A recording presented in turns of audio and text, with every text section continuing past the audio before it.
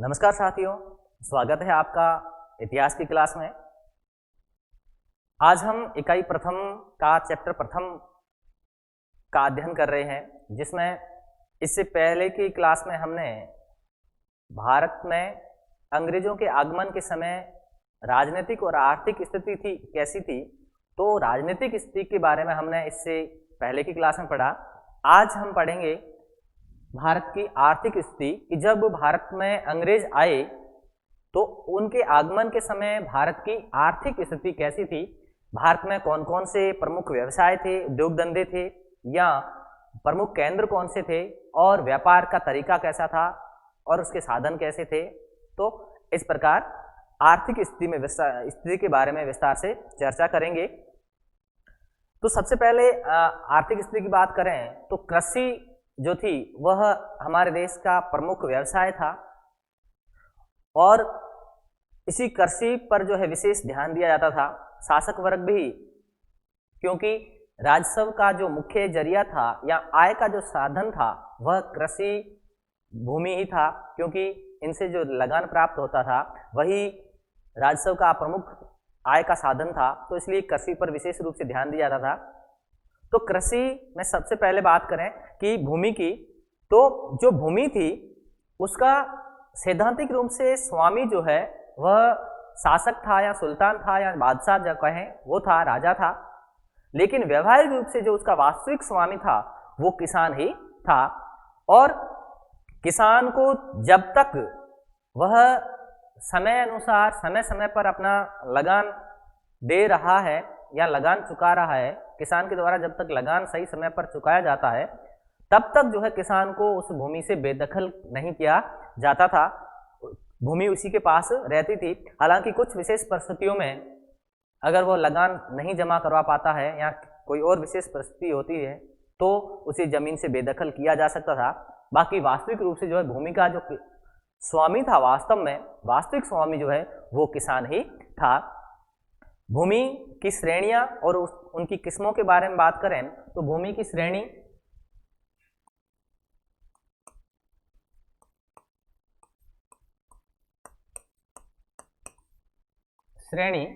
तो भूमि को अलग अलग श्रेणियों में उसका विभाजन किया जाता था ताकि उस पर जो है भूमि की उपज के आधार पर जो है लगान तय किया जा सके, लगान निर्धारित किया जा सके। तो मोटे तौर से, मोटे रूप में जो है भूमि दो प्रकार की थी, उसका विभाजन दो प्रकार से किया गया था। एक खालसा भूमि, मोटे तौर पर जो है उसके दो श्रेणी थी। एक खालसा भूमि,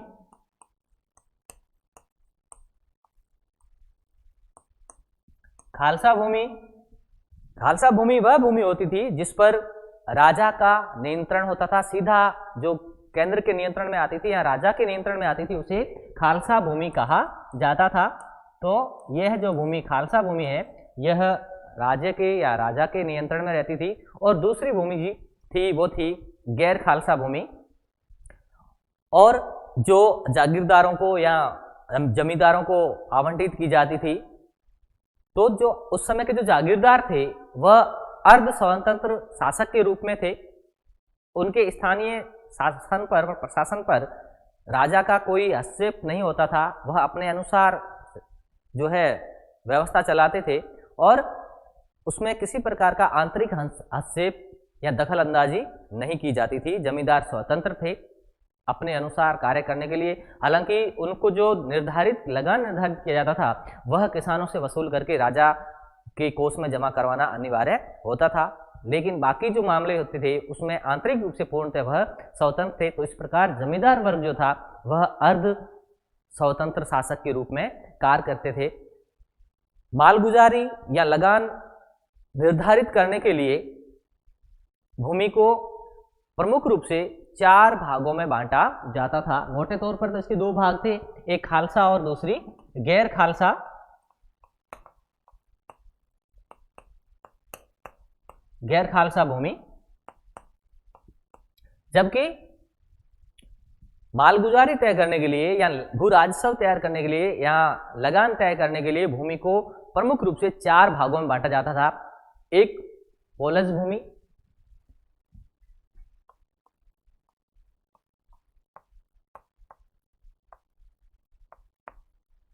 पोलज भूमि, यह भूमि वह भूमि थी जो उपजाऊ थी और जिस पर प्रतिवर्ष खेती की जाती थी, यानी हर साल जो है उस पर खेती की जाती थी, तो इसे पोजल भूमि कहा जाता है। यानी जिस भूमि पर प्रत्येक वर्ष खेती की जाती थी या जो भूमि उपजाऊ होती थी उसे पोजल भूमि कहा जाता था।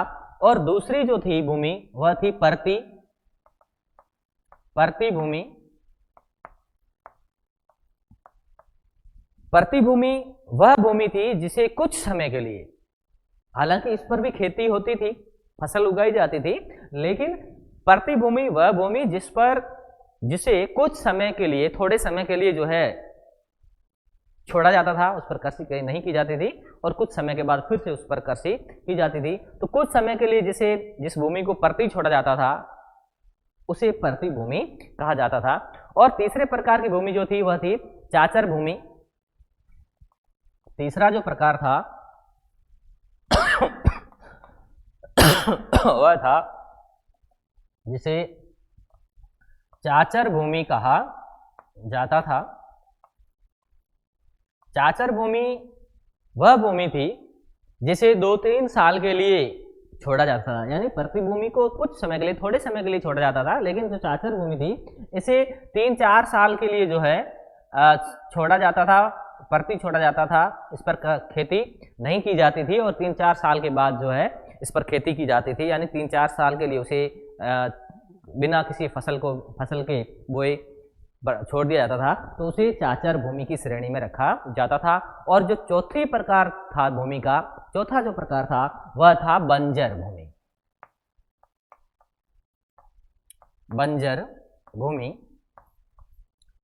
बंजर भूमि वह प्रकार की भूमि थी या उस प्रकार की भूमि थी जिसमें किसी प्रकार की कोई फसल नहीं होती थी, या फिर जो है 5 साल या 5 साल से अधिक समय के लिए उस पर कोई खेती नहीं की जाती थी, जिसमें कोई किसी प्रकार की उपज नहीं ली जाती थी, उसे बंजर भूमि कहा जाता था। तो इस प्रकार भूमि का जो आवंटन है या भूमि का जो वर्गीकरण है वो 4 श्रेणी में प्रमुख रूप से किया जाता था। पोजल भूमि, चाचर भूमि, परती भूमि और बंजर भूमि, इन 4 श्रेणियों में किया जाता था। जबकि जो पोजल भूमि और परती भूमि थी, इन दोनों भूमियों को जो है फिर से 3 प्रकार से, क्योंकि इनमें खेती होती थी, उपज भी अच्छी होती थी, तो इनको भी जो है उपज के आधार पर 3 भागों में इस भूमि को बांटा जाता था। जो पोजल और परती जो भूमि थी, इन दोनों को जो है फिर से 3 भागों में बांटा जाता था और उन 3 भागों को बांटकर, यानी कि उत्तम, मध्यम और खराब या बंजर, तो इसके जो है 3 प्रकार थे। उत्तम भूमि,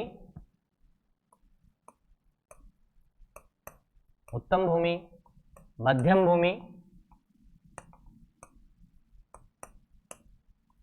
भूमि और तीसरा जो है खराब।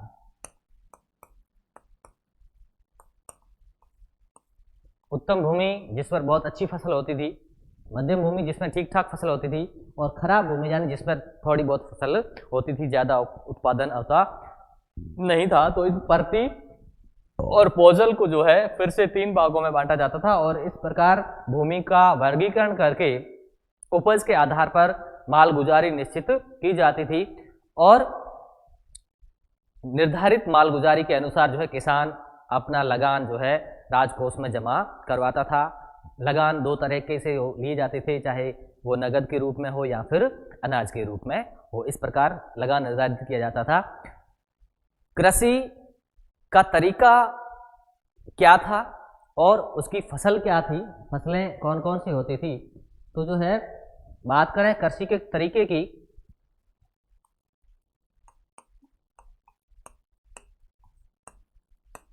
कृषि तरीका व फसलें, यानी उस समय खेती किस प्रकार से की जाती थी, कृषि का तरीका क्या था और कौन कौन सी फसलें होती थी। तो कृषि का जो तरीका था वह प्राचीन ढंग का ही तरीका था। प्राचीन ढंग से जो खेती की जाती थी उसी ढंग से खेती की जाती थी, क्योंकि अधिकतर जो कृषि भूमि थी या खेती थी वह जो है बारिश पर, वर्षा पर ही निर्भर थी। जब अच्छी वर्षा होती थी तो अनाज भी अच्छा उत्पादन होता था क्योंकि उस समय कृषि में जो है काफ़ी कोई विशेष प्रगति नहीं हुई थी, उसके तरीके में, उसके ढंग में कोई प्रगति नहीं हुई थी, और न ही कोई आधुनिक प्रकार के कोई कृषि के यंत्र बने थे। तो जो प्राचीन तरीका था कृषि का, उसी तरीके से जो है प्राचीन तरीके से ही कृषि की जाती थी। और कृषि में जो है जैसे हल, हंसिया, बैल आदि जो है कृषि के प्रमुख साधन थे, जिसके द्वारा कृषि की जाती थी। जैसे जो है बैलों से खेतों को जोता जाता था, या हंसिया से फसल काटी जाती थी, या खुरपी से उसका निदान किया जाता था, या जो जिसे हम कहते हैं कि फालतू की घास फूस होती है उसको निकाला जाता था। तो इस प्रकार कृषि के ये मुख्य साधन थे, जैसे हल, कस्सी, खुरपी, हंसिया, पटेला, ये सब कृषि के करने के साधन थे या औजार थे। और इसके साथ साथ बैलों से कृषि की जाती थी। जैसे आजकल आधुनिक काल में जो है ट्रैक्टरों से और मशीनरी से कृषि की जाती है, जबकि उस समय जो है मशीनरी इतनी विकसित नहीं हो पाती थी। परंपरागत तरीके से जो है कृषि बैलों के द्वारा ही की जाती थी। और कृषि जो है वह मुख्य रूप से वर्षा पर ही निर्भर थी। हालांकि कुछ जगह, कुछ स्थानों पर जो है सिंचाई की भी शासक द्वारा व्यवस्था की गई थी, नहरें बनवाई गई थी, जिसके या फिर तालाब खुद बनवा के उसके पानी से सिंचाई करके खेती की जाती थी। लेकिन सिंचाई की सीमित मात्रा थी, ज़्यादा सिंचाई की व्यवस्था नहीं थी, इसलिए कृषि जो है वह पूर्णतः विशेष रूप से वर्षा पर ही निर्भर थी। फसल की बात करें तो फसलों में जैसे गेहूं है, बाजरा है, मक्का है, चावल है, मटर, तिलहन, गन्ना, रुई आदि का उत्पादन किया जाता था। और इसके साथ साथ फलों में जैसे आम, अंगूर, अनार, केले, खरबूजा, अंजीर, नींबू, जामुन आदि का उत्पादन किया जाता था। और इसके साथ साथ कई जो जहाँ उपजाऊ भूमि थी, अच्छी भूमि थी, वहाँ पर जो है मसाले और औषधियों की भी खेती की जाती थी। यानी मसाले और औषधि भी कृषि उत्पादन में शामिल थे, तो इनका भी उत्पादन किया जाता था। और जो मसाले और औषधियाँ थी, यह इनका निर्यात जो है वह विदेशों में किया जाता था, यानी भारत से बाहर इनका व्यापार किया जाता था। और इसके साथ साथ सरकार द्वारा यानी शासन द्वारा जो है किसानों की सहायता भी की जाती थी। किसान लोग जो है कई बार जैसे अकाल पड़ गया या किसी सैनिक अभियान की वजह से उनकी फसल खराब हो गई, क्योंकि सेनाएं उस समय जो है पैदल घोड़ों आदि पर जाती थी, तो जो है कई बार खेती के समय जब युद्ध की स्थितियाँ बनती थी तो सेनाओं को उन खेतों से गुजरना पड़ता था, जिनसे जो है किसान की सारी फसल चौपट हो जाती थी। तो ऐसी स्थिति में शासक वर्ग द्वारा उनको जो है आर्थिक सहायता भी दी जाती थी। इस आर्थिक सहायता का मुख्य कारण ये था कि जो राजस्व था या आय का जो मुख्य जरिया था वह कृषि ही था। इसी के लगान से ही राज्य की आय होती थी, तो इसलिए किसानों को संतुष्ट करना उनका प्रमुख कार्य होता था। तो किसानों के लिए जो है काफ़ी सहायता और मदद भी की जाती थी। और अधिकांश जनता जो है उस समय खेती पर ही निर्भर थी, और किसानों को हर संभव प्रोत्साहन दिया जाता था खेती करने के लिए, खेती के ढंग में, तरीके में, उसके उत्पादन में वृद्धि करने के लिए। तो उन्होंने हर प्रकार से उनको जो है प्रोत्साहित किया जाता था। और इसके साथ साथ उनको ऋण भी दिया जाता था, और ऋण के अलावा सिंचाई की सुविधाएं भी सरकार द्वारा प्रदान की जाती थी। जैसे आजकल के समय में, आधुनिक समय में जो सिंचाई के लिए नहरों का प्रयोग किया जा रहा है, तो उस समय भी नहरों की व्यवस्था सिंचाई के लिए की जाती थी, जो शासक वर्ग द्वारा की जाती थी, आजकल सरकारों द्वारा की जाती है। और इसके साथ साथ विपदा के समय पर जो है उनकी मदद भी की जाती थी। किसानों की स्थिति उस समय कैसी थी?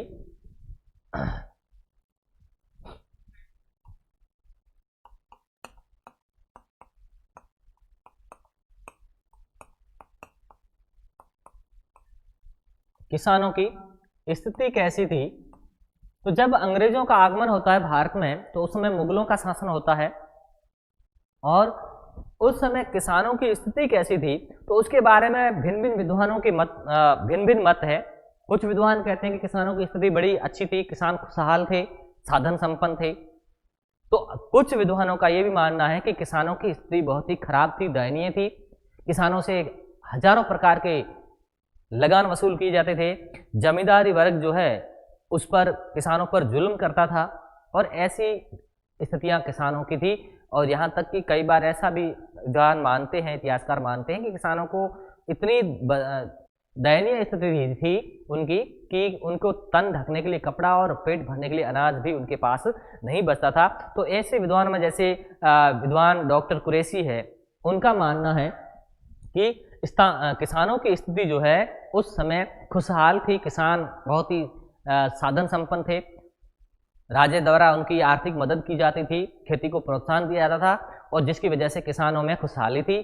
तो किसान खुशहाल स्थिति में थे, ऐसा डॉक्टर कुरैशी का मानना है। जबकि जो है विद्वान पेलसार्ट, उनका मानना है कि किसानों की स्थिति बड़ी ही दयनीय थी और वह खुशहाल नहीं थे, बल्कि उनकी स्थिति बड़ी खराब थी।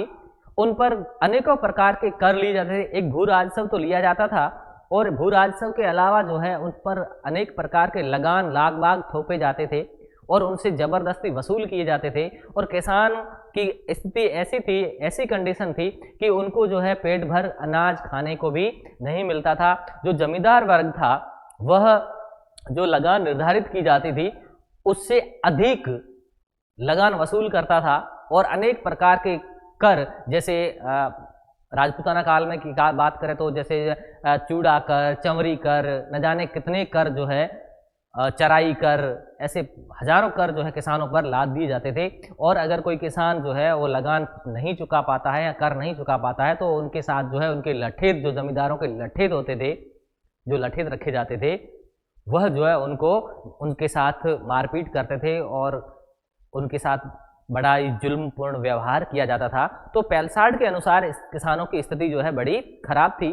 भू राजस्व के अलावा उन पर अनेक प्रकार के लाग बाग लिए जाते थे और जमींदारी वर्ग जो था, जागीरदार जो वर्ग था, वह उन पर अनेक प्रकार के अत्याचार और जुल्म करता था, अपनी मनमानी करता था। और इसी मनमानी के कारण जो है जमींदारों के प्रति कई अनेक विद्रोह भी होते हैं। जैसे औरंगजेब के काल में जो है बहुत सारे विद्रोह हुए, जैसे सतनामियों ने विद्रोह किया, जाटों ने विद्रोह किया। तो इन जमींदारों और जागीरदारों के अत्याचारों से जो है परेशान होकर अनेक विद्रोह भी किए गए। तो इस प्रकार किसानों की स्थिति अच्छी नहीं थी। कुल मिला के पेलसार्ट का ये मानना है। व्यापार वाणिज्य कैसा था?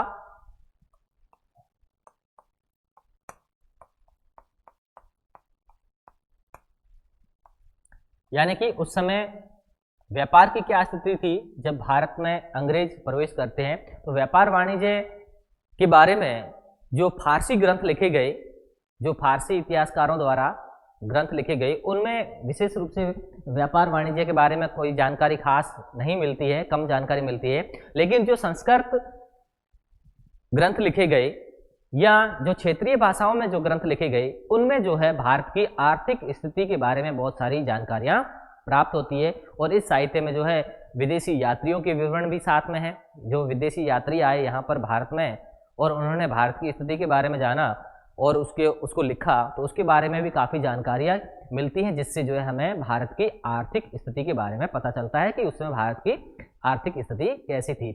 जैसे भारत पर जो मुगलों ने अधिकार किया, यहाँ मुगल सत्ता स्थापित की, लेकिन मुगलों की सत्ता स्थापित करने से भारत के व्यापार और वाणिज्य पर कोई विशेष प्रभाव नहीं पड़ा और न ही कोई बाधा उत्पन्न हुई। व्यापार वाणिज्य पूर्वोत्तर जो चलता रहा था उसी प्रकार से चलता रहा, इसमें कोई किसी प्रकार की बाधा उत्पन्न नहीं हुई थी। गांवों व शहरों के कारीगर व्यापार या कारीगरी का काम करते थे तथा शिल्पी जो थे वह अपने पुराने धंधे में ही सिमटे थे। ये धंधा जो है, ये पुश्तैनी धंधा कहें, जो आनुवांशिक धंधा कहें, जैसे सुथार है, सुथार का कार्य कर रहा है तो वह सुथारी का ही कार्य करता था और अपने पुत्रों को भी वह उत्तराधिकार में वही कार्य सौंपता था। यानी कि आनुवांशिकता रूप में जैसा जो पुश्तैनी धंधा था उसी धंधे में सब फिट थे और अपना कार्य कर रहे थे।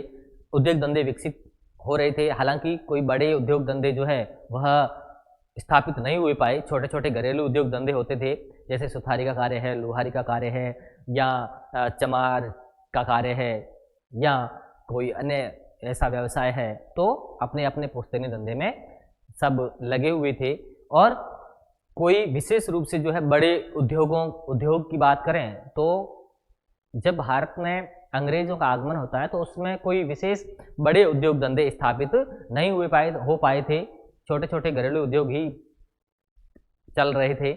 और इसके साथ साथ जो है कोई सरकार द्वारा या शासन द्वारा कोई उद्योग स्थापित नहीं किए जाते थे। हाँ, इतना जरूर था कि कुछ शाही कारखाने भी निर्मित किए गए थे शासन द्वारा, शाही कारखाने, जिसमें जो है अनेक प्रकार की वस्तुएं जो दरबारी वर्ग था या शासक वर्ग था उनके उपयोग के लिए आने वाली चीज़ों का उत्पादन उन शाही कारखानों में किया जाता था। जैसे इनमें सुनार, ज्वेलरी का काम करने वाले सुनार थे, रेशम तैयार करने वाले थे, कसीदाकारी का कार्य करने वाले थे, चित्रकार थे, सिलाई, कपड़ों की सिलाई करने वाले दर्जी थे और मलमल तथा पगड़ी बनाने वाले भी थे। तो इन शाही कारखानों में उन दरबारियों की या राज परिवार के आवश्यकताओं की पूर्ति की चीज़ें ही इसमें निर्मित की जाती थी। तो कुल मिला के इस बात करें तो व्यापार वाणिज्य उस समय था, लेकिन कोई बड़े उद्योग धंधे स्थापित नहीं हो पाए थे। घरेलू कुटीर उद्योग, छोटे मोटे धंधे जो है उस समय चलते थे।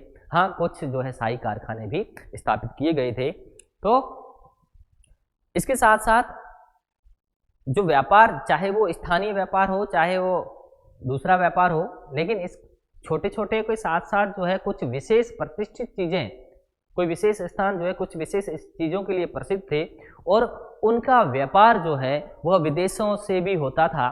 तो अगर व्यापारिक की बात करें, आंतरिक व्यापार और बाह्य व्यापार की बात करें, तो जो है यह अंग्रेजों के आगमन के समय भी उन्नत अवस्था पर था, काफ़ी उन्नति पर था। चाहे बड़े उद्योग धंधे स्थापित नहीं हो पाए थे, लेकिन कुछ विशेष स्थान जो कुछ विशेष चीज़ों के लिए प्रसिद्ध थे, तो उन चीज़ों का जो है विदेशों में काफ़ी मांग होती थी। जैसे काली मिर्च की बात करें तो काली मिर्च भारत में उत्पादन जो होता था काली मिर्च का, ये यूनान में बहुत प्रिय थी और इसे यवन प्रिय का नाम भी मिला काफ़ी। तो ये ऐसी कुछ चीज़ें ऐसी थी जो विदेशों में भी इनका व्यापार किया जाता था। अपनी आवश्यकता की पूर्ति के बाद जो चीज़ें बच जाती थी उन्हें जो है उनका निर्यात कर दिया जाता था, इसलिए विदेशी व्यापार भी उस समय मौजूद था। यातायात एवं परिवहन व्यवस्था की बात करें, यातायात एवं परिवहन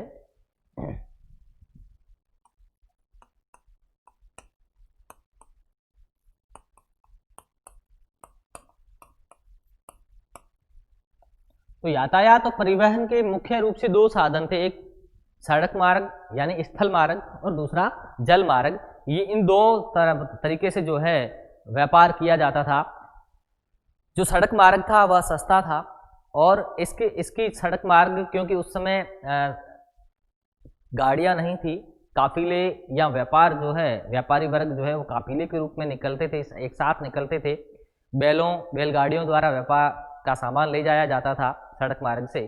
तो इन्हें जो डाकुओं और लुटेरों का भय होता था, क्योंकि सुनसान रास्ते होते थे, कई बार जो है जो डाकू होते थे, जो लुटेरे होते थे, वो उन पर आक्रमण कर देते थे और उनका माल छीन लेते थे। तो इनकी सुरक्षा के लिए यानी व्यापारियों की सुरक्षा के लिए राज्य द्वारा व्यवस्था की जाती थी। उनको सुरक्षित करने के लिए उनके सुरक्षाकर्मी नियुक्त किए जाते थे व्यापारियों के। और इसके साथ साथ जो है सड़कों के किनारे सरायों का भी निर्माण किया जाता ताकि व्यापारी वर्ग जो उसमें आराम से रह सके, क्योंकि लंबा सफ़र तय करना पड़ता था। यातायात के साधन बैलगाड़ी वगैरह ही होते थे, कोई गाड़ियां वगैरह नहीं थी।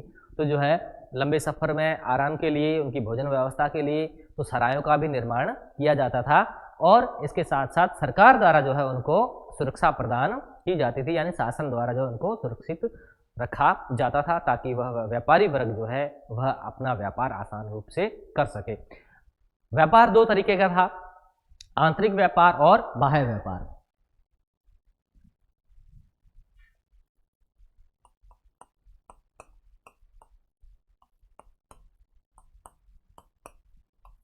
आंतरिक व्यापार और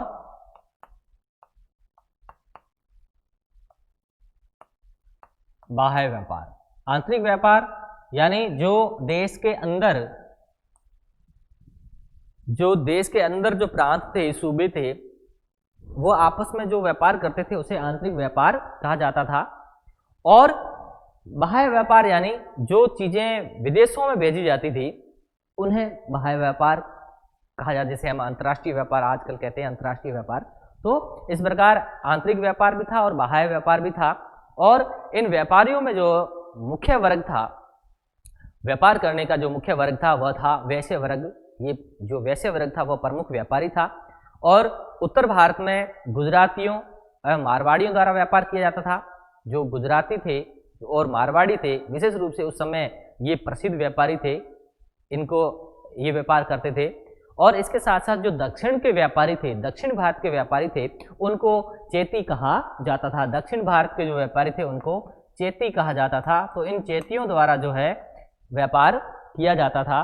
और व्यापार में जो है गांव में छोटे छोटे बाजार होते थे और वहां पर जो छोटी छोटी वस्तुओं का आयात निर्यात किया जाता था।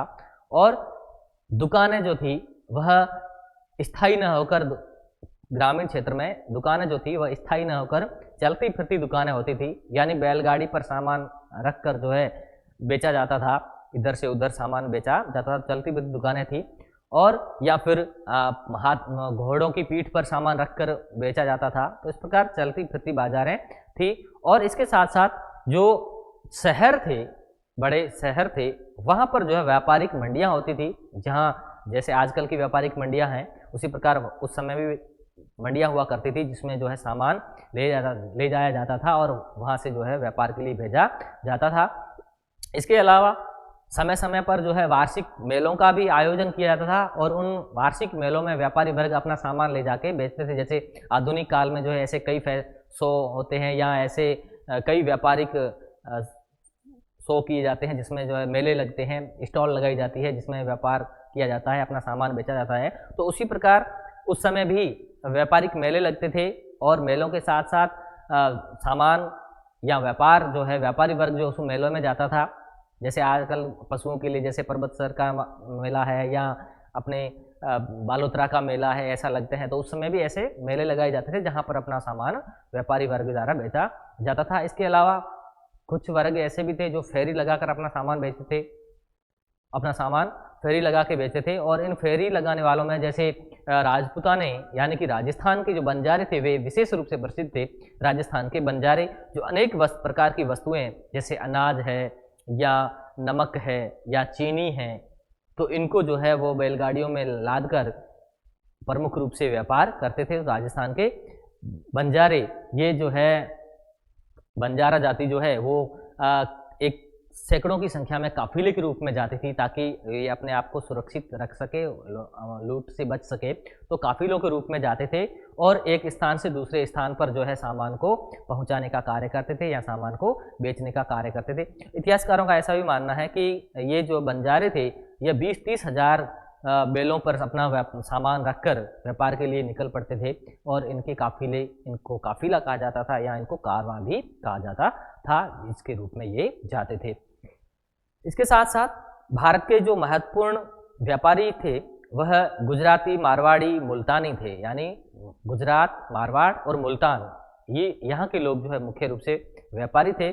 और विदेशी मुसलमान व्यापारियों को खुरासानी कहा जाता था। यानी कि जो विदेशी व्यापारी है, मुसलमान व्यापारी है, उनको खुरासानी कहा जाता था। तो इस प्रकार व्यापार के तरीके थे और जो लोग व्यापार से जुड़े हुए थे वो व्यापार किया करते थे। परिवहन के साधनों में दो तरह की बात कही हमने कि परिवहन के जो साधन थे वो दो तरीके के थे, जिसमें एक तो सड़क मार्ग से व्यापार होता था जो बैलगाड़ियों द्वारा या घोड़ों की पीठ पर लाद कर सामान ले जाया जाता था। तो दूसरा था नदी, जिसमें जो है नदियों के द्वारा जहाज़ों से या नावों से व्यापार किया जाता था। और इनकी सुरक्षा के लिए, ताकि इन पर इनकी डकैती न हो या डकैत इन पर आक्रमण न करे या लुटेरे इनका सामान न लूट लें, तो जो है इनकी सुरक्षा के लिए कुछ सुरक्षा प्रबंध किए जाते थे।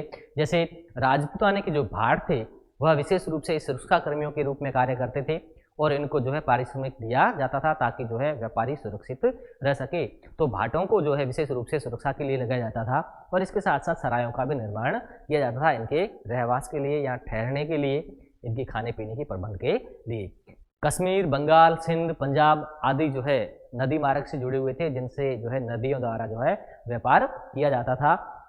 नदियों द्वारा व्यापार जो है बड़ी बड़ी नावों व जहाज़ों से किया जाता था। जैसे यमुना नदी है, और गंगा नदी जो प्रमुख व्यापार के लिए जल मार्ग थे, तो यमुना नदी में इतिहासकारों के अनुसार ऐसा मानते हैं कि यहाँ पे नावें जो है 100 टन वजन लेके चलती थी, यानी इतनी बड़ी बड़ी नावें होती थी। और इसके साथ साथ जो गंगा नदी थी, इसमें और भी विशाल नावों का प्रयोग, जहाज़ों का प्रयोग किया जाता है व्यापार के लिए। कहा जाता है कि लगभग जो है 400 से 500 टन वजन जो है नावों द्वारा यानी कि जहाज़ों द्वारा जो है उठाया जाता था और चलाया जाता था। तो व्यापार के प्रमुख दो साधन, एक स्थल मार्ग और दूसरा जल मार्ग द्वारा। तो इन व्यापार पर जो है एक, जिस प्रकार आजकल टोल नाके होते हैं या जो कर लगाया जाता है, व्यापारिक कर लगाया जाता है, उसी प्रकार उस समय भी एक कर लिया जाता है जिसे चुंगी कर कहा जाता था। तो चुंगी कर की व्यवस्था थी। आंतरिक व्यापार पर स्थान स्थान पर, जगह जगह पर जो है पर्याप्त मात्रा में चुंगी कर लिया जाता था, शुल्क लिया जाता था। और चुंगी के अतिरिक्त जो बड़े बाजार थे तथा जो बंदरगाह थे, वहाँ पर भी शुल्क लिया जाता था, जो लगभग 2.5% लिया जाता था। जबकि औरंगजेब के शासनकाल के दौरान, जब औरंगजेब शासक बनते हैं, तो जो है वह विशेष रूप से हिंदू व्यापारियों को, क्योंकि व्यापार का मुख्य जो व्यापारी थे वह अधिकांश हिंदू वर्ग था, तो हिंदू वर्ग पर जो है औरंगजेब ने इस व्यापार शुल्क को बढ़ाकर 2.5% की जगह 5% लिया, जबकि मुसलमानों से वो 2.5% लेता रहा। तो इस प्रकार व्यापार चलता था दो तरीके से। व्यापार का स्वरूप कैसा था?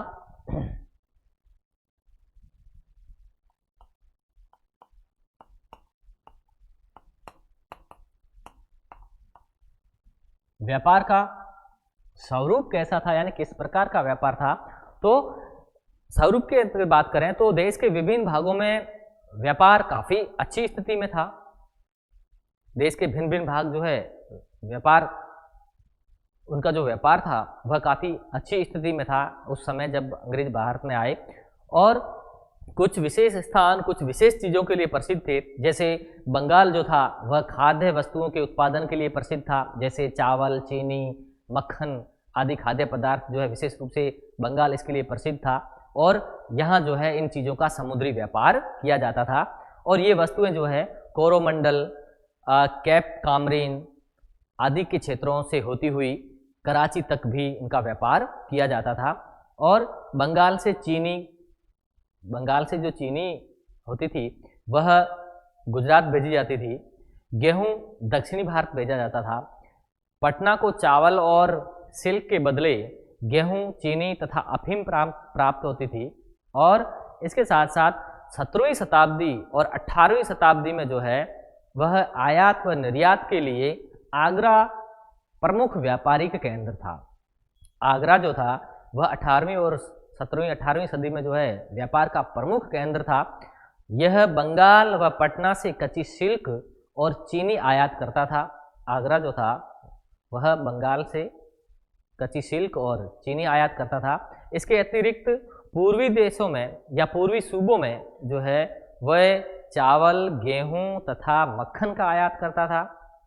और आगरा में जो है उत्तम नील का उत्पादन किया जाता था। आगरा जो है उत्तम नील यानी नीले रंग के लिए काफ़ी प्रसिद्ध था। इसका नील रंग जो था वह काफ़ी प्रसिद्ध था। और इसके सीमावर्ती क्षेत्र जो थे जैसे हिंदुआन, बयाना, पंचूना, बिसोर तथा खानवा में गेहूं की उपज होती थी। और यहाँ से गेहूं जो है वह भारत के सभी बंदरगाहों तथा विदेशों में भेजा जाता था, यानी बंदरगाहों भेजा जाता था और बंदरगाहों से जो है उसका निर्यात विदेशों में भी किया जाता था। लाहौर और मुल्तान भी व्यापार के महत्वपूर्ण केंद्र थे। यहाँ जो है काबुल, कंधार, फारस से होने वाला समस्त स्थल व्यापार जो है इन शहरों से होकर जाता था। सारा व्यापार इन दोनों मुल्तान और लाहौर से होकर जाता था। और इसके साथ साथ लाहौर अपनी दरियों के लिए प्रसिद्ध था। लाहौर की दरियाँ जो है उस समय काफ़ी प्रसिद्ध थी। मुल्तान चीनी, अफीम, सूती माल तथा गंधक के लिए प्रसिद्ध था। यानी मुल्तान जो था वह चीनी, अफीम और सूती माल, इसके साथ साथ गंधक के लिए जो है विशेष रूप से प्रसिद्ध था। और जो सर्वोच्च या सर्वोत्तम प्रकार का नस्ल का ऊँट कहें तो सर्वोत्तम, जैसे आज नागौरी बैल विशेष रूप से आजकल प्रसिद्ध है, यहाँ उस समय प्रसिद्ध थे नागौरी बैल, तो उसी प्रकार ऊंट जो है वो मुल्तान का प्रसिद्ध था, उत्तम क्वालिटी का था या उत्तम नस्ल का होता था, ऊंट के लिए मुल्तान प्रसिद्ध था। गुजरात तो प्राचीन काल से ही व्यापारी रहा है, क्योंकि यहाँ के जो है व्यापारी वर्ग काफ़ी प्रसिद्ध थे, तो गुजरात काफ़ी प्रसिद्ध था और यह व्यापार का प्रमुख केंद्र था। यहाँ से जो है कपड़े दक्षिणी पूर्वी एशिया तथा भारत के अन्य भागों में भेजे जाते थे। नील और सोरा का जो है परिवहन किया जाता था, व्यापार किया जाता था, और इसके साथ साथ बुने हुए वस्त्रों के बदले विदेशी व्यापारी जो है वह पश्चिमी विलास का प्रसाधन लाते थे, यानी कि जो प्रसाधन के साधन थे या उनको लाया जाता था इनके बदले में, जिन्हें गुजरात, आगरा, राजस्थान तथा मालवा भेजा जाता था। इसके साथ साथ केरल में काली मिर्च का उत्पादन होता था जो काफ़ी प्रसिद्ध थी, और उसके बदले में उसका अफीम मिलता था, उनको अफीम का आयात किया जाता था। तो इस प्रकार काफ़ी व्यापार उन्नत अवस्था में था और विशेषकर से कुछ स्थान इस चीज़ों के लिए प्रसिद्ध थे। विदेशी व्यापार भी होता था, जैसे मुगल काल में जो है लंका, बर्मा, चीन, जापान, पूर्वी द्वीप समूह, नेपाल, फारस, मध्य एशिया, अरब और लाल सागर आदि से के बंदरगाहों से जो है विदेशी व्यापार किया जाता था। और इसके साथ साथ पूर्वी अफ्रीका से भी विदेशी व्यापार संबंध था भारत का। और कैम्बे, सूरत, भड़ोच, गोवा, कालीकट, कोचीन, मछलीपट्टनम, सतगांव, सोनारगांव, चटगांव आदि प्रसिद्ध बंदरगाह थे भारत के, जहां से जो है विदेशी व्यापार होता था। और इसके साथ साथ लाहौर, मुल्तान, लाहौरी बंदर यानी कि सिंध, कैम्बे, पटना, अहमदाबाद तथा आगरा बड़े बड़े बाजार, यहाँ पे जो है बड़े बड़े बाजार थे जहाँ विदेशी वस्तुएं आती थी और फिर देश के विभिन्न भागों में जो है इनका व्यापार किया जाता था। विदेशी व्यापार सामुद्रिक स्थल से किया जाता था और सीमांत स्थल से भी होता था, दोनों तरह से होता था। और समुद्री मार्ग के लिए जो है फारस की खाड़ी व लाल सागर प्रसिद्ध थे, जहाँ से समुद्र के मार्ग व्यापार किया जाता था। निर्यात में जब भारत कौन कौन सी चीज़ों का निर्यात करता था, तो निर्यात में जैसे रुई की बनी हुई वस्तुएं, अनाज है, तेल के बीज, ज्वार, चीनी, चावल, नील, गंधक, गंध पदार्थ यानी सुगंधित पदार्थ, सुगंधित लकड़ियाँ तथा पौधे, कपूर, लवंग, नारियल, गेंडे और चीते आदि का व्यापार किया जाता था, विदेशों को भेजा जाता था। इसके साथ साथ चंदन की लकड़ी, अफीम, काली मिर्च तथा लहसुन का भी विदेशी व्यापार होता था, यानी इन चीज़ों का विदेशों को निर्यात किया जाता था। भारत विदेशों से कौन कौन सी चीज़ें मंगाता था, तो इन चीज़ों के बदले भारत जो है बहुमूल्य वस्तुएं मंगाया करता था, जैसे सोना, चांदी, मूंगा, मोती और विभिन्न प्रकार के रत्न आदि जो है भारत आयात करता था, यानी कि अपनी वस्तुओं के बदले इन बहुमूल्य वस्तुओं का आयात भारत में किया जाता था। उद्योगों की स्थिति कैसी थी, तो उस समय उद्योगों की स्थिति जो है काफ़ी अच्छी अवस्था में थी, कहें तो उन्नत अवस्था में थी।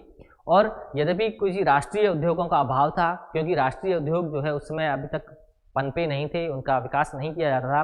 परंतु 17वीं और 18वीं सदी में जो है 18वीं सदी के पूर्वार्ध में देश स्वदेशी उद्योगों के कारण विख्यात रहा। काफ़ी ऐसे स्वदेशी उद्योग थे जिसके कारण जो देश काफ़ी प्रसिद्ध था, और भारतीय माल की जो है विदेशों में बड़ी मांग होती थी, क्योंकि कई चीज़ें ऐसी थी जो भारत में ही उत्पादित होती थी और उनके लिए भारत काफ़ी प्रसिद्ध था। तो इन चीज़ों का विदेशों में काफ़ी मांग थी, काफ़ी डिमांड थी, यहाँ की चीज़ें विदेशों को भेजी जाती थी। और मुख्य रूप से 3 तरह के उद्योग उस समय विकसित थे, जैसे ग्रामीण उद्योग जो छोटे छोटे कार्य होते थे, छोटी छोटी वस्तुओं का निर्माण किया था और ग्रामीण आसपास के ग्रामीणों में ही उनका आदान प्रदान होता था, तो एक ग्रामीण उद्योग था। दूसरा शहरी उद्योग, जहाँ कुछ बड़े कारखाने थे जहाँ वस्तुओं का निर्माण किया जाता था, तो शहरी उद्योग। और तीसरा जो है कुछ स्थानीय उद्योग थे जो जाति विशेष या समूह द्वारा किए जाते थे, तो उनके लिए भी उनका भी व्यापार होता था। तो मुख्य रूप से 3 थे। और महत्वपूर्ण एवं व्यापक उद्योग जो है वह था भारत का हाथ कंधा बुनाई उद्योग, यानी कि हाथ कंधा बुनाई उद्योग जो है वो भारत का उस समय महत्वपूर्ण उद्योग था। भारतीय बुनकर शताब्दियों से इस बात के लिए प्रसिद्ध थे कि भारत में जो है नरम से नरम, मुलायम से मुलायम, महीन से महीन और मोटे से मोटा कपड़ा तैयार किया जाता था। और इसके साथ साथ जो ढाका था, ढाका का मलमल जो है विशेष रूप से प्रसिद्ध था उस समय, और यह इतना महीन होता था कि एक 20 गज लंबे और 1 गज चौड़े मलमल को अंगूठी जो हम पहनते हैं, अंगूठी, हाथ की अंगूठी, तो 20 गज लंबे और 1 गज चौड़े कपड़े को, उस मलमल को अंगूठी से निकाला जा सकता था, यानी कि इतना वो महीन था, बारीक कपड़ा था मलमल का, तो उसी अंगूठी से भी निकाल सकते थे। तो ढाका जो है अपने मलमल के लिए विशेष रूप से प्रसिद्ध था। आम कपड़े के लिए गांव और शहर में आम कपड़ा, गांव में या शहर में आम कपड़ा बनाया जाता था, तो कुछ विशेष प्रकार का कपड़ा भी तैयार किया जाता था, जिनके लिए जो है जैसे ढाका, जहानाबाद, बुलंदशहर, सिकंदराबाद, लखनऊ, बनारस, रायबरेली, फैजाबाद, रायपुर और मुरादाबाद, कानपुर, प्रतापगढ़, शाहपुर, अलीपुर, मेरठ, आगरा, दिल्ली, रोहतक, ग्वालियर, चंदेरी, इंदौर आदि जो है अपने विशेष प्रकार के कपड़े के लिए प्रसिद्ध थे। तो इसके साथ साथ दक्षिण भारत में जो है आर्नी, हैदराबाद, रायचूर, सेलम, तंजौर व मदुरा जो है विशेष प्रमुख केंद्र थे, विशेष प्रसिद्ध केंद्र थे। इन केंद्रों पर अलग अलग डिजाइनों का और अलग अलग किस्मों का बढ़िया कपड़ा तैयार किया जाता था, और इसके साथ साथ जो है रंगाई और छपाई भी की जाती थी। इसके अलावा भारत में और भी बहुत सारे उद्योग थे जो उस समय काफ़ी उन्नत अवस्था में थे या चल रहे थे, जैसे सूती और रेशम वस्त्र का उद्योग, ये भी काफ़ी उन्नत अवस्था में था। और इसमें जो है प्रमुख केंद्र बनारस, आगरा, लाहौर, पटियाला, अमृतसर, मुर्शिदाबाद, वीरभूमि, बर्दवान, मिदनापुर आदि जो है रेशमी वस्त्रों के लिए, उनके निर्माण के लिए काफ़ी प्रसिद्ध थे। इसके अलावा बनारस, आगरा जो है ये वस्त्रों पर कढ़ाई के लिए प्रसिद्ध थे, यहाँ पर जो है वस्त्रों की पर कढ़ाई की जाती थी। और इसके साथ साथ बढ़िया रेशम के उत्पादन भी के केंद्र थे ये बनारस और आगरा दोनों ही। और ऊनी वस्त्र उद्योग भी उस समय मौजूद था, ऊनी वस्त्र उद्योग भी किया जाता था, जैसे पंजाब, राजस्थान के कंबल काफ़ी प्रसिद्ध थे उस समय।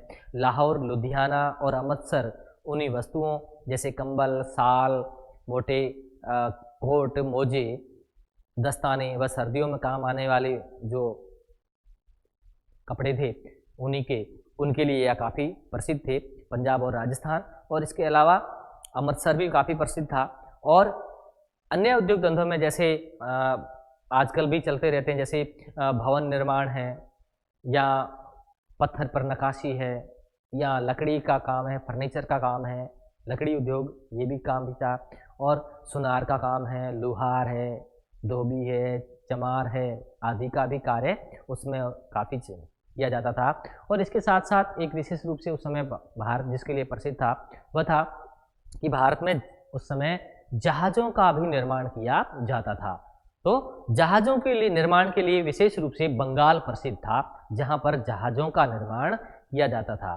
तो इस प्रकार जब अंग्रेज भारत में आते हैं तो भारत में मोटे तौर पर कहें तो कोई बहुत बड़े उद्योग धंधे या कारखाने तो नहीं थे, लेकिन कुछ विशेष स्थान ऐसे थे जहाँ की चीज़ें काफ़ी प्रसिद्ध थी और उन चीज़ों का व्यापार जो है विदेशों से भी होता था, और इन चीज़ों के बदले विदेशों से जो है बहुमूल्य धातुओं का आयात किया जाता था, जैसे सोना, चांदी आदि। तो इस प्रकार कुल मिला के जब अंग्रेज भारत में आते हैं तो भारत काफ़ी अच्छी स्थिति में था, चाहे मुगलों का शासन था, लेकिन फिर भी जो है मुगलों का शासन जो है व्यापार के लिए कोई बाधा उत्पन्न नहीं की। बादशाहों ने भी काफ़ी व्यापार के लिए काफ़ी प्रोत्साहन दिया।